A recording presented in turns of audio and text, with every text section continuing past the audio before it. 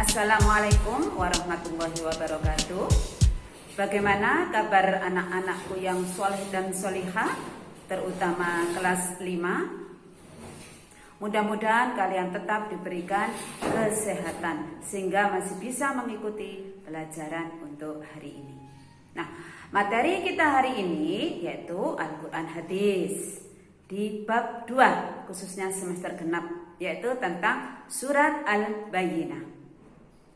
Surat Al-Bayyinah turun kepada Nabi Muhammad SAW setelah surat At-Talaq. Nah, surat ini termasuk surat Madaniyah. Kenapa? Karena turunnya di kota Madinah.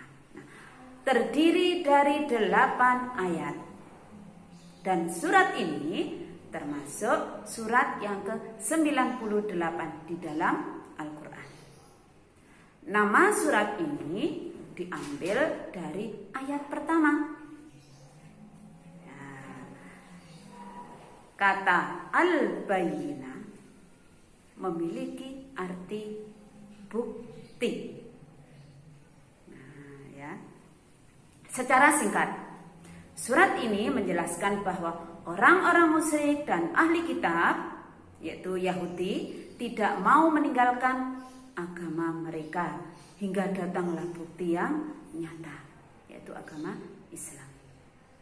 Orang-orang musyrik dan ahli kitab, mereka semuanya nanti oleh Allah SWT akan dimasukkan ke dalam neraka jahanam.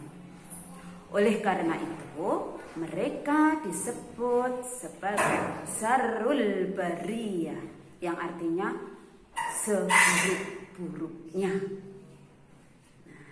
Adapun orang-orang yang beriman dan melakukan amal kebaikan, mereka berada di dalam surga Allah. Oleh karena itu, mereka disebut khairul bariyah, sebaik-baiknya, atau makhluk yang sebaik-baiknya. Surga Allah yang mana? Surga Adnan, yaitu surga yang terdapat di dalamnya sungai-sungai yang indah, airnya jernih dan segar serta mengalir. Baiklah anak-anakku sekalian, untuk lebih memahami materi tentang surat Al-Bayyinah, simak penjelasan berikut ini. Yakni surah Al-Bayyinah. Surat Al-Bayyinah ini adalah surat ke-98 yang terdiri dari 8 ayat, termasuk golongan surat Madaniyah, diturunkan setelah surat At-Talaq. Dinamai Al-Bayyinah karena diambil dari kata Al-Bayyinah yang terdapat pada ayat pertama. Dan Al-Bayyinah ini berarti bukti yang nyata. Sahabat Umura, fokus, saatnya kita bahas isi kandungan surat Al-Bayyinah. Oh ya, sahabat Umura bisa screenshot ya poin-poin penting selama video berlangsung. Yuk kita mulai. Isi kandungan surat Al-Bayyinah diantaranya adalah para ahli kitab dan orang-orang musyrik menyatakan kalau mereka itu akan tetap dalam agamanya masing-masing sampai datang Nabi yang telah dijanjikan oleh Tuhan. Namun setelah Nabi Muhammad SAW datang, mereka malah terpecah belah. Ada yang beriman, ada juga yang gak beriman. Padahal Nabi yang datang itu sifat-sifatnya udah sesuai dengan sifat-sifat yang mereka kenali di kitab-kitab mereka. Dan Nabi tersebut membawa ajaran yang paling benar, yaitu ikhlas dalam beribadah, mendirikan sholat, dan menunaikan zakat. Pada ayat pertama di situ disebutkan ahli kitab dan orang musyrik. Ahli kitab itu maksudnya siapa sih? Ahli kitab di sini berarti orang-orang Yahudi dan Nasrani. Sedangkan orang-orang musyrik itu orang yang berbuat syirik ya, yang menyekutukan Allah, seperti para penyembah berhala dan api, baik dari masyarakat Arab maupun non-Arab. Dan masih di ayat pertama ada lafal mufakkina, tidak akan meninggalkan. Artinya mereka itu tidak akan berhenti sehingga kebenaran tampak jelas di hadapan mereka. Rasulullah SAW datang membawa ajaran Al-Quran yang di dalamnya mencakup semua ajaran dari kitab-kitab sebelumnya. Apa saja sih kitab-kitab sebelum Al-Quran? Ya, ada kitab Taurat, Zabur, dan Injil yang murni. Karena para ahli kitab dan orang musyrik itu ingkar terhadap Rasulullah SAW, maka balasan bagi mereka apa sih? Balasan bagi mereka adalah menjadi penghuni neraka jahanam dan kekal di dalamnya.